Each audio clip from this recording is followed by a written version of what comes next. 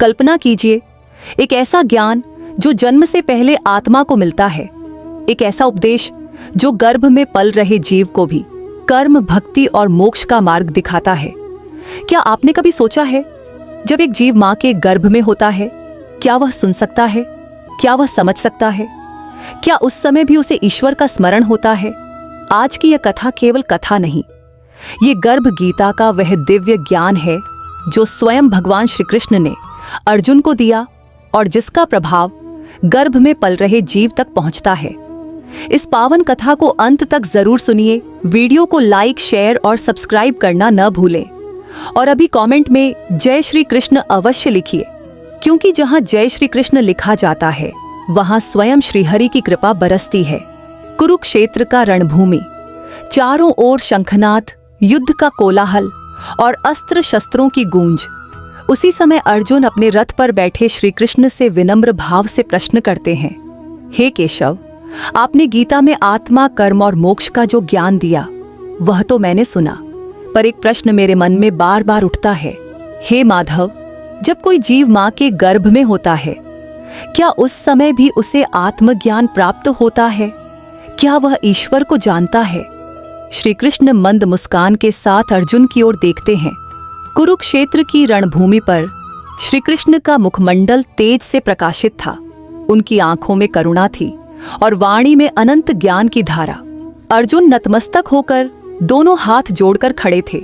हे मधुसूदन, आपने आत्मा के अमर स्वरूप का वर्णन किया, कर्म और फल के रहस्य बताए, परंतु मेरा हृदय अब भी एक गूढ़ प्रश्न से व्याकुल है। हे प्रभु, जब जीव मां के गर्भ में होता है, तब क्या वह केवल एक देह मात्र होता है, या उस समय भी वह आत्मा के स्वरूप को जानता है? क्या उस अंधकार में भी वह आपको पहचानता है? अर्जुन का स्वर कंपित था, मानो वह केवल अपने लिए नहीं बल्कि संपूर्ण मानव जाति के लिए प्रश्न कर रहे हों। श्री कृष्ण ने रथ की लगाम थामे थामे धीरे से अर्जुन की ओर दृष्टि डाली और बोले, पार्थ, जो प्रश्न तूने किया है वह केवल ज्ञान का नहीं, जीवन और जन्म मरण के रहस्य का प्रश्न है। सुनो, जब कोई जीव मां के गर्भ में प्रवेश करता है, तब वह शून्य से नहीं आता। वह अपने साथ असंख्य जन्मों के संस्कार, कर्म और स्मृतियां लेकर आता है। श्री कृष्ण आगे कहते हैं, गर्भ के प्रथम मासों में वह जीव अत्यंत सूक्ष्म अवस्था में होता है, परंतु जैसे जैसे समय बीतता है, 7वें मास में उसकी चेतना जागृत होती है। उस समय पार्थ, वह जीव न चल सकता है, न बोल सकता है, परंतु वह सोच सकता है, समझ सकता है और स्मरण कर सकता है। अर्जुन आश्चर्य से श्री कृष्ण को देखते हैं। श्री कृष्ण कहते हैं, उस अंधकार में गर्भ में जहां चारों ओर पीड़ा ही पीड़ा है, वहां जीव अपने बीते हुए जन्मों को स्मरण करता है। वह देखता है कहां उसने पाप किए, कहां धर्म छोड़ा, कहां अहंकार में डूब गया। तभी वह करुण स्वर में मुझसे प्रार्थना करता है, हे जगन्नाथ, हे नारायण, इस गर्भ यातना से मेरी रक्षा कीजिए। यदि मुझे इस बंधन से मुक्त कर देंगे तो मैं संसार में जाकर केवल आपका स्मरण करूंगा। श्री कृष्ण की वाणी और गंभीर हो जाती है। पार्थ, उस समय जीव मुझे वचन देता है, मैं असत्य नहीं बोलूंगा, मैं किसी को दुख नहीं दूंगा, मैं धर्म का पालन करूंगा, मैं आपका भजन करूंगा। यही वह क्षण है जहां गर्भ गीता का ज्ञान जीव के हृदय में अंकित होता है। अर्जुन पूछते हैं, हे प्रभु, यदि गर्भ में जीव इतना ज्ञान प्राप्त करता है तो फिर संसार में आकर वह सब क्यों भूल जाता है? श्री कृष्ण मंद मुस्कान के साथ कहते हैं, पार्थ, जन्म लेते ही मेरी माया जीव को अपने वश में ले लेती है। माँ की गोद, सांसारिक सुख, काम, क्रोध, लोभ, ये सब उस ज्ञान पर पर्दा डाल देते हैं। जिस ज्ञान को उसने गर्भ में प्राप्त किया था वह निद्रा में चला जाता है। श्री कृष्ण गंभीर स्वर में कहते हैं, इसलिए पार्थ, मैंने तुझे जो गीता सुनाई है वह नया ज्ञान नहीं है, यह वही ज्ञान है जो हर जीव ने एक बार गर्भ में सुना था। मैं केवल उसे पुनः स्मरण करा रहा हूं। अर्जुन पूछते हुए, हे दामोदर, तो क्या माता के आचरण से गर्भस्थ जीव का भविष्य बदल सकता है?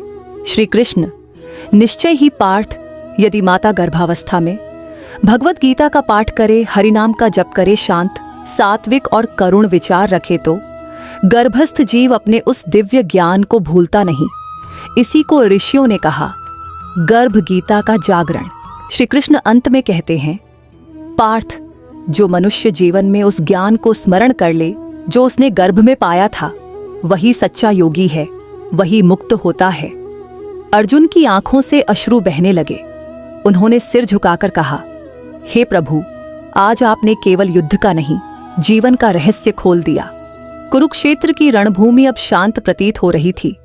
युद्ध का कोलाहल जैसे थमसा गया था। केवल श्री कृष्ण की करुणामयी वाणी और अर्जुन का श्रद्धा भाव शेष था। अर्जुन ने गहरी सांस ली और बोले, हे केशव, यदि हर जीव गर्भ में इतना पवित्र ज्ञान प्राप्त करता है, तो फिर संसार में इतना अधर्म, हिंसा और अज्ञान क्यों दिखाई देता है? हे प्रभु, क्या मनुष्य इस जीवन में फिर से उस गर्भ के ज्ञान को जगा सकता है? श्री कृष्ण ने शंख की ओर दृष्टि डाली और अत्यंत शांत स्वर में बोले, पार्थ, मनुष्य का जीवन भूलने और फिर से याद करने की यात्रा है। गर्भ में ज्ञान मिलता है, पर जीवन में उसका अभ्यास करना पड़ता है। श्री कृष्ण कहते हैं, सुनो पार्थ, 3 मुख्य कारण हैं। पहला, संग जिसका संग मनुष्य करता है, वैसा ही उसका मन बनता है। दूसरा, भोग अत्यधिक सुख की लालसा ज्ञान को ढक देती है। तीसरा, अहंकार मैं और मेरा आत्मा को बंधन में डाल देता है। अर्जुन पूछते हैं, हे माधव, तो उस भूले हुए ज्ञान को कैसे जगाया जाए? श्री कृष्ण जवाब देते हुए, पार्थ, यदि मनुष्य इन मार्गों पर चले, प्रतिदिन कुछ क्षण मौन और आत्मचिंतन, भगवद गीता या हरिकथा का श्रवण कर्म करते समय फल का त्याग, करुणा और क्षमा का अभ्यास, तो गर्भ में पाया गया ज्ञान धीरे धीरे जागृत हो जाता है। श्री कृष्ण आगे कहते हैं, पार्थ, जो माता पिता केवल शरीर नहीं संस्कार देते हैं, वही सच्चे सृष्टिकर्ता हैं। गर्भ में दिया गया एक पवित्र विचार पूरे जीवन की दिशा बदल सकता है। अर्जुन कहते हैं, हे प्रभु, यदि यह ज्ञान समाज में फैल जाए तो क्या संसार बदल सकता है? श्री कृष्ण मुस्कुराते हुए, पार्थ, संसार युद्ध से नहीं, संस्कार से बदलता है। जब गर्भ में ही धर्म बोया जाएगा, तब अधर्म अपने आप मिट जाएगा। अर्जुन ने धनुष नीचे रख दिया। उनका हृदय शांत हो गया। अर्जुन, हे योगेश्वर, आज मुझे समझ आ गया, युद्ध बाहर नहीं, अज्ञान के विरुद्ध भीतर है।